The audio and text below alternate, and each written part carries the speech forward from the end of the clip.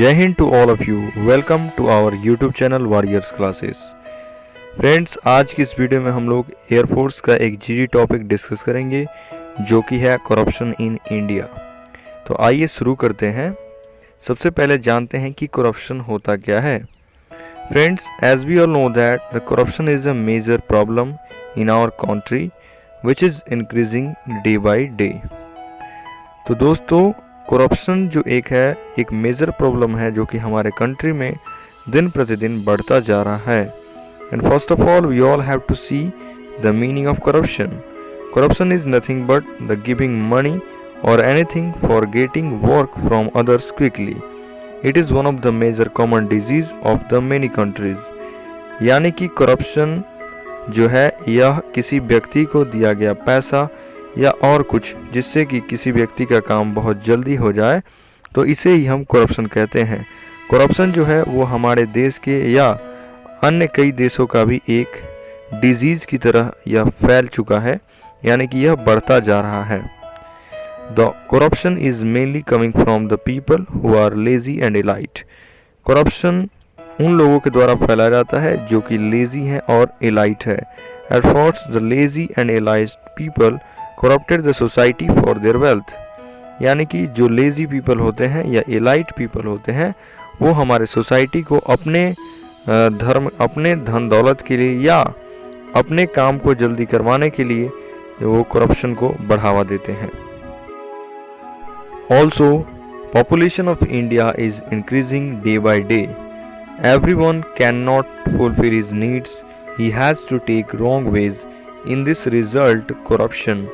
यानी कि भारत की जनसंख्या दिन प्रतिदिन बढ़ती जा रही है, जिस कारण हर एक व्यक्ति अपनी ज़रूरतों को पूरा नहीं कर पा रहा है और उसे कई गलत रास्ते अपनाने पड़ रहे हैं, जिस कारण करप्शन पैदा हो रहा है।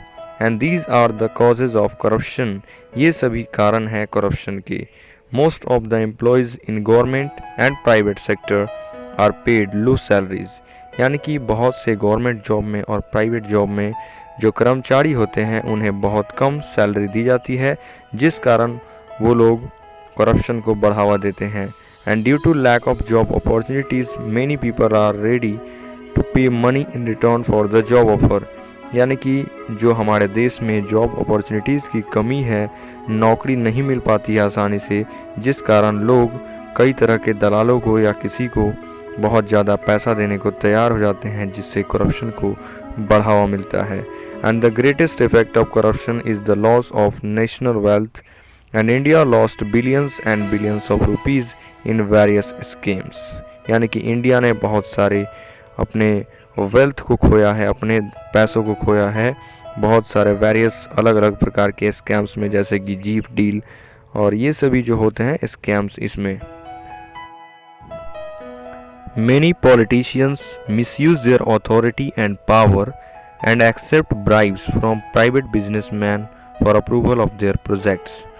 बहुत से पॉलिटिशियंस जो होते हैं वो अपने पावर का और अपने अथॉरिटी का मिसयूज़ करते हैं, गलत प्रयोग करते हैं और दूसरों से जैसे प्राइवेट बिजनेसमैन से उसके अप्रूवल के लिए, प्रोजेक्ट्स के अप्रूवल के लिए वो लोग उनसे रिश्वत लेते हैं, जिससे करप्शन ज़्यादा बढ़ता जाता है।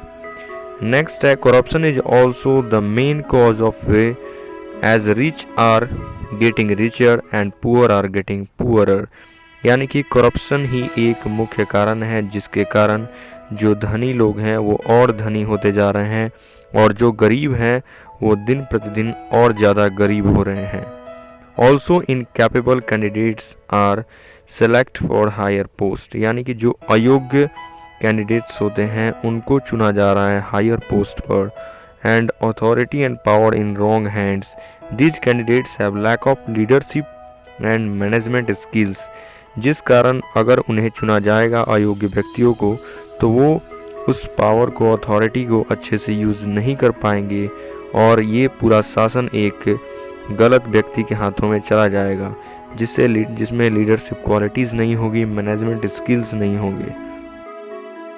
Our government has taken many steps to prevent it, such as demonetization, for example, banning of 500 and 1000 rupee notes, which is the root of all evils like corruption, black money and terrorism.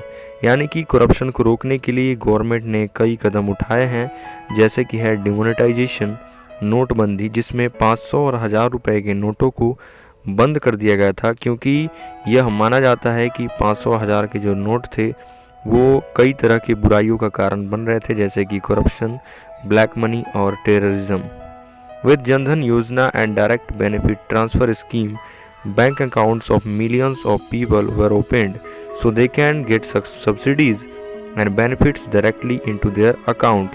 यानी कि कोई बिचौलिया किसी भी गरीब व्यक्ति का पैसा ना खा जाए, जिस कारण जनधन योजना के तहत और डायरेक्ट स्कीम्स के द्वारा बहुत से लोगों के बैंक अकाउंट्स खोले गए थे, जिसमें ताकि उनको जो सब्सिडीज़ अमाउंट हो या जो भी बेनिफिट हो जो गवर्नमेंट द्वारा दिया जाता हो वो डायरेक्टली उनके अकाउंट में पहुँचे। तो इस तरह से गवर्नमेंट ने कई तरह के कदम उठाए थे करप्शन को रोकने के लिए। At last, I would like to say that government should establish the speedy courts for speedy justice in corruption cases। यानी कि गवर्नमेंट को एक ऐसा कोर्ट बनाना चाहिए जिसमें बहुत जल्दी जस्टिस किया जाए करप्शन केसेस का। यहाँ पर क्योर्ट्स नहीं होगा, कोर्ट्स है, ठीक है। Much time should not elapse between the organization of a case and delivery of judgment। ज़्यादा समय नहीं गंवाया जाना चाहिए कोई भी जजमेंट में और केसेस की डिलीवरी में। Moral values should be taught to children by their parents and the teachers.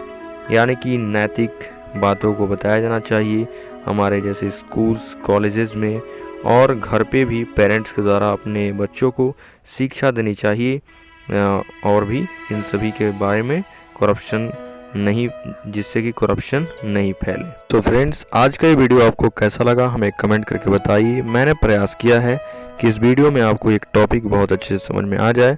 अगर वीडियो अच्छा लगे तो दोस्तों को शेयर कीजिए, चैनल को सब्सक्राइब कीजिए। मिलेंगे